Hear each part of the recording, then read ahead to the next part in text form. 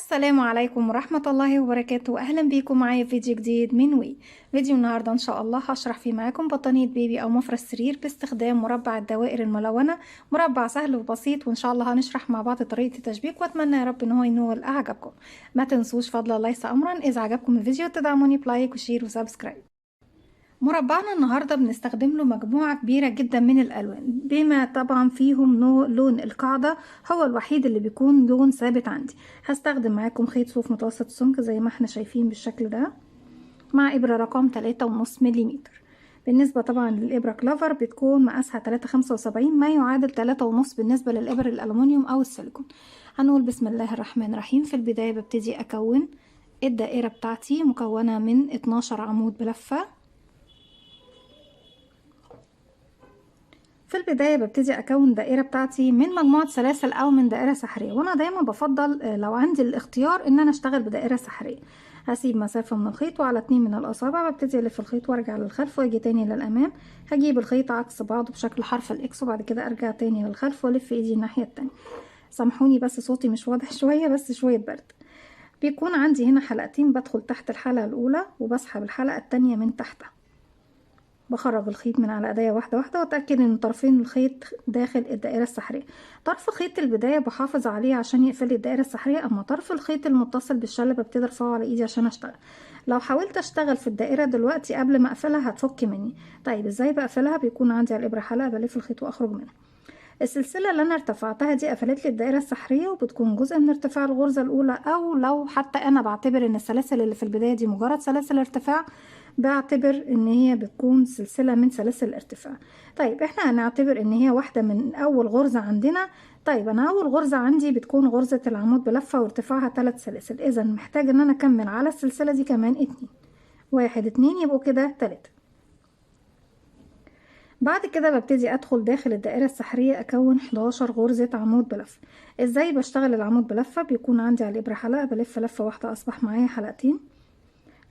عفوا. بدخل فراغي اسحب الخيط واخرج. معانا كده 3 حلقات على الابرة، بلف الخيط واخرج من حلقتين، يتبقوا 2 بلف الخيط واخرج منه. يبقى كده عندي 1 2. بكرر لغاية ما اوصل 12 عمود. 3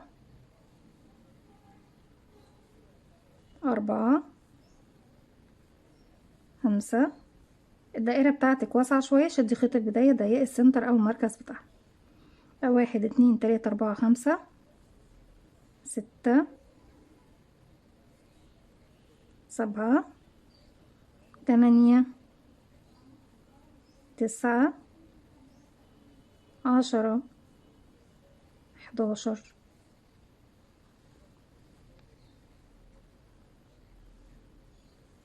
12. بعد ما خلصت الغرزة رقم 12 ببتدي خلاص بقى، بعد خلصت العدد بتاعي بشد خيط البداية، بقفل منتصف او سنتر الدائرة.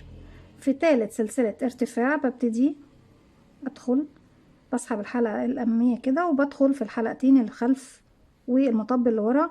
اسحب الخيط واخلي معايا كمان خيط البداية يا بنات عشان اخفيه خالص. هسحب الخيط واخرج من الحلقات دي ومن الحلة اللي عندي على الابرة بغرزة منزلق.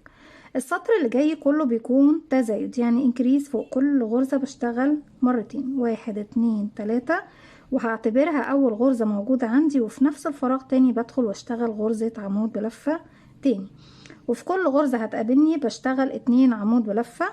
كده احنا خلصنا اول فراغ. تاني فراغ بصوا، لا عشان انا شبكت في اخر سلسلة هتبصوا تلاقيها مسحوبة معاكم، خدوا بالكم من المكان وما تنسوش. 1 2، وبكرر فوق كل غرزة انكريس تزايد 2 عمود فوق عمود 1 لغاية ما بخلص نهاية السطر. انا هنا كان معايا 12، لما بعمل تزايد على السطر كله بيزيد الضعف، يعني بيكونوا 24 غرزة عمود بلفة. هكمل وارجع لكم. في نهاية السطر بعد ما اشتغلت 24 غرزة عمود فوق 12 غرزة عمود بروح لتالت سلسلة ارتفاع، ولو لسه خيط البداية معايا بخليه بردك معايا لغاية ما اخلص، ان انا اخلص عليه كله خالص. برتفع من نفس المكان. 1 2 3 سلسلة. طيب السطر ده بيكون طريقة التزايد عندي تزايد بردك، بس طريقة التزايد بتكون فين؟ اول غرزة فوقيها غرزة، تاني غرزة هي اللي فوقيها انكريز، يعني التزايد. بشتغل فوق الغرزة دايما رقم 2 مرتين. 1 2. ارجع تاني بكرر بقى على مدار السطر بتاعي كله غرزة بدون تزايد، فوقيها غرزة واحدة بس 1 دبل كروشيه، غرزة التانية انكريز تزايد 2 دبل كروشيه، 2 عمود بلفة في نفس الفراغ. كده خلاص خيط البداية اعتقد ان هو ايه اختفى. وببتدي اكرر 1 2 1 2 1 2 1 2 لغاية ما اخلص السطر بتاعي كله. في نهاية السطر بنزود 12 على ال 24، بيكون معايا 36 غرزة عمود بلفة. هكمل وارجع لكم. لغاية ما وصلت لنهاية السطر باقي عندي غرزتين، بتكون غرزة فيها عمود واحد وغرزة فيها تزايد فيها 2 عمود 1 2.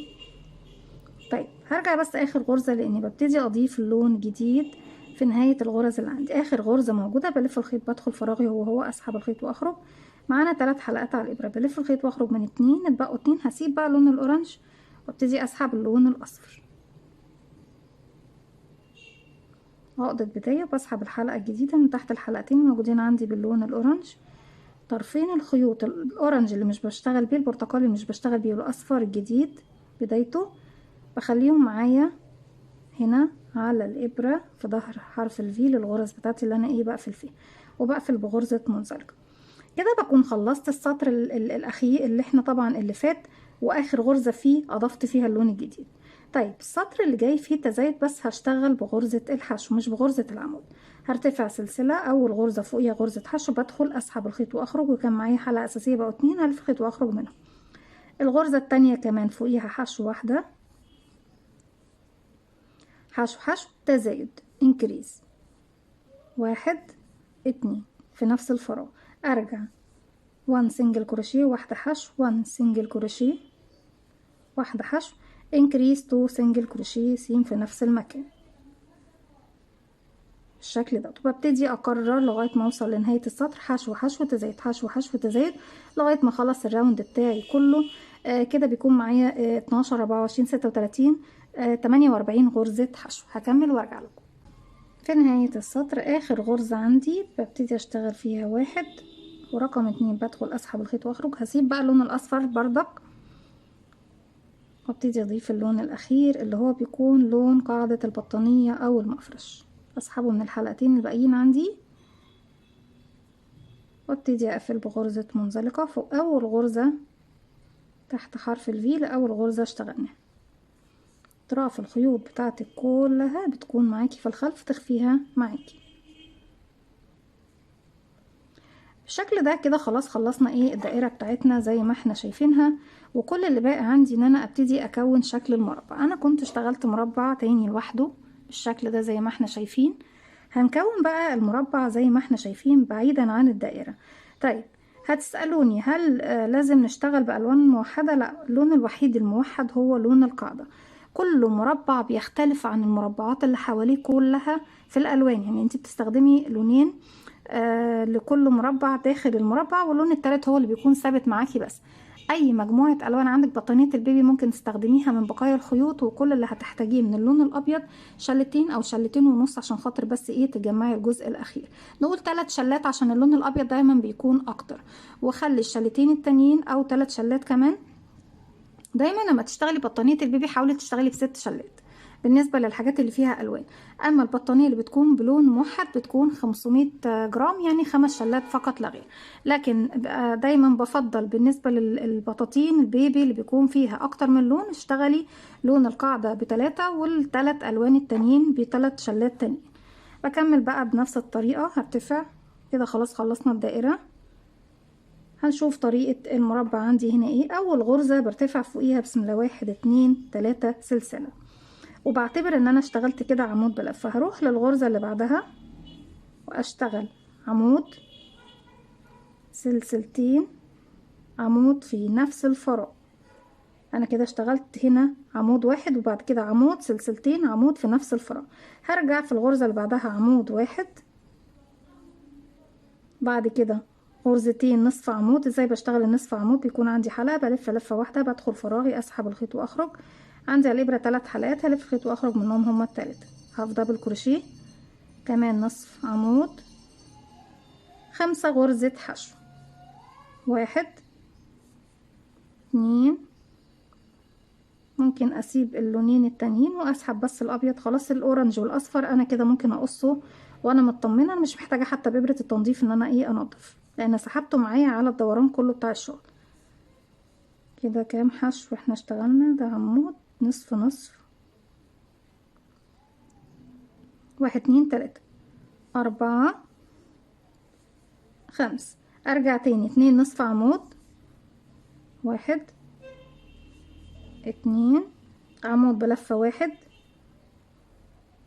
الفراغ اللي جاي بتكون الزاوية عمود سلسلتين عمود في نفس الفراغ، 1 سلسلتين كمان في نفس الفراغ هو عمود، وارجع اكرر كده. خلاص بصوا يا بنات بتتحول الدائرة معايا لمربع.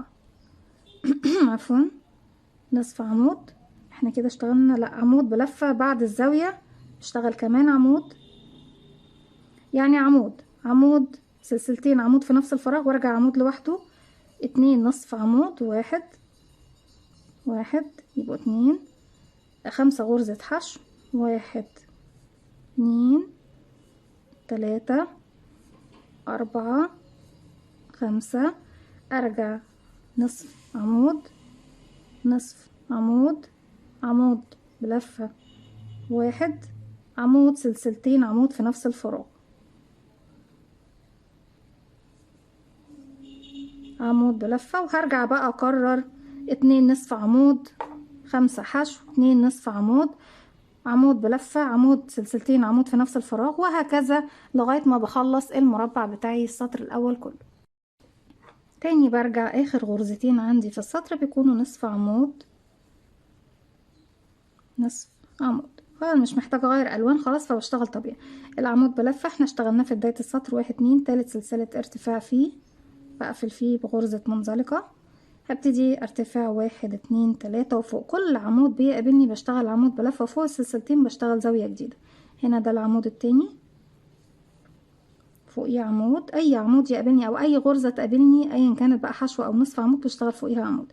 فوق السلسلتين بشتغل عمود سلسلتين عمود، هيقابلني الغرز كلها، كل غرزة تحت حرف الفي بشكل طبيعي ايا كانت غرزتي ايه بشتغل فوقيها عمود بلفة 1 دبل كروشيه فوق كل فراغ يقابلني، ايا كان يا بنات الفراغ بشتغل فوقيه عمود بلفة 1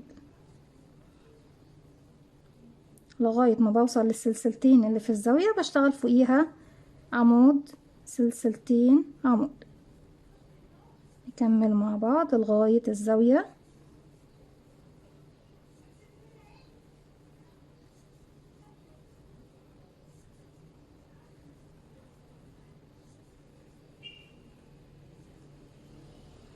زي ما احنا شايفين انا ما غيرتش حاجة خالص، عمود فوق كل عمود لغاية ما وصلت للزاوية سلسلتين فيها عمود، 1 2 كمان في نفس الفراغ عمود، وارجع اكرر اللي احنا عملناه. فوق كل غرزة بتقابلني عمود بلفة زي هنا بالظبط، كل غرزة فيها عمود، فوق السلسلتين عمود سلسلتين عمود، عمود بلفة فوق كل فراغ عمود سلسلتين عمود، بقفل في تالت سلسلة ارتفاع منزلقة، برتفع 3 سلاسل فوق كل عمود يقابلني عمود لغاية ما اوصل للسلسلتين بشتغل عمود سلسلتين عمود. بكمل السطر دوت وبكمل كمان وراء السطر رقم 3 بنشتغل 3 سطور، وبعد كده ارجع لكم نشوف طريقة التشبيك مع بعض. في نهاية السطر رقم 3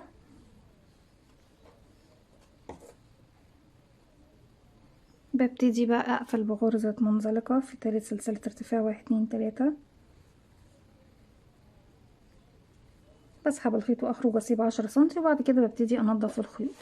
بالشكل ده بيكون شكل المربع عندي زي ما احنا شايفين. طريقة التشبيك بتكون طريقة سهلة جدا يا بنات، ما فيهاش اي صعوبة.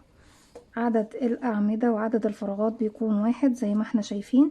ببتدي اشبك بغرزة المنزلق، لما بشبك بغرزة الحشو بشبك على وش الشغل، اما في المنزلقة بشبك على ظهر الشغل، يعني ده ظهر الشغل من هنا وده ظهر الشغل من هنا.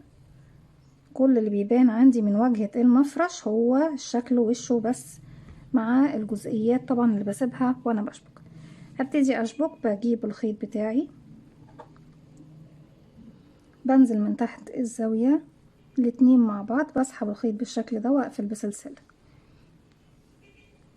هبتدي يا بنات زي ما احنا شايفين اشوف الغرز عندي. الغرز عندي بيكون فيها ضلعين، حلقة امامية وحلقة خلفية، بردك الناحية التانية في حلقة امامية وحلقة خلفية. طيب لما باجي اشبك الغرز بتاعتي باخد من عندي هنا الحلقة الامامية اللي قدام وشي، وبشوف الغرزة اللي هناك الاولى فين، الحلقة الامامية بسيبها بروح للخلفية، يعني فرونت لوب مع باك لوب، امامية من هنا وخلفية من الناحية التانية. اسحب الخيط واخرج من تحت الحلقتين وتحت الحلقة اللي عندي على الابرة.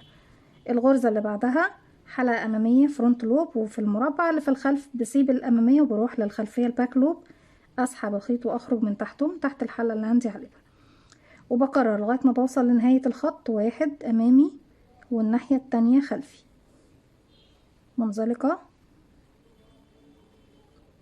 حلقة امامية مع حلقة خلفية، بسم الله الرحمن الرحيم، منزلقة، وخلاص شغلي بيكون مظبوط بالشكل دوت. الحلقات بتكون قدام عينيا الاتنين، بتكون سهلة معايا بالشكل ده. عدد الغرز مش هيختلف لانك بتشتغلي عدد غرز واحد لكل المربعات. بالنسبة لسمك الخيط نفس المربع، يعني كل المربعات بتاعتك وكل الالوان تكون سمك خيط واحد او نوع واحد مع حجم ابرة واحد. مينفعش تعملي مثلا مربع بخيط مختلف يكون ارفع او اسمك، هيديكي نتيجة مختلفة تماما. حلقة امامية مع حلقة خلفية لغاية ما بوصل، بسم الله الرحمن الرحيم، اعوذ بالله من الشيطان الرجيم، لاخر الخط. امامي مع خلفي، الشيطان بيعكسنا، اعوذ بالله من الشيطان الرجيم، امامي مع خلفي حتى اخر غرزة موجودة عندي، امامي مع خلفي لغاية ما بوصل للزاوية، وبعد كده بشد الخيط بالشكل ده. تعالوا بقى لما نقلب الشغل بتاعنا الناحية التانية، ايه اللي بيبان عندي اهو، شايفين؟ تحفة في منتهى الجمال والنظافة. كل اللي بيبان عندك الخط اللي انا سبته هنا، الحلقة الامامية من هنا، والحلقة ايه التانية اللي كانت في المربع التاني.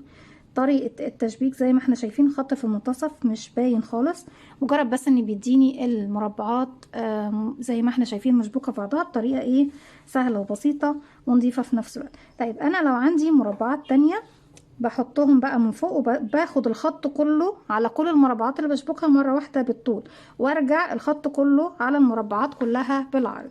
دي كانت فكرة الفيديو بتاعنا النهاردة. اتمنى يا رب ان هي تكون سهله وبسيطه عليكم، وكمان تنول اعجابكم.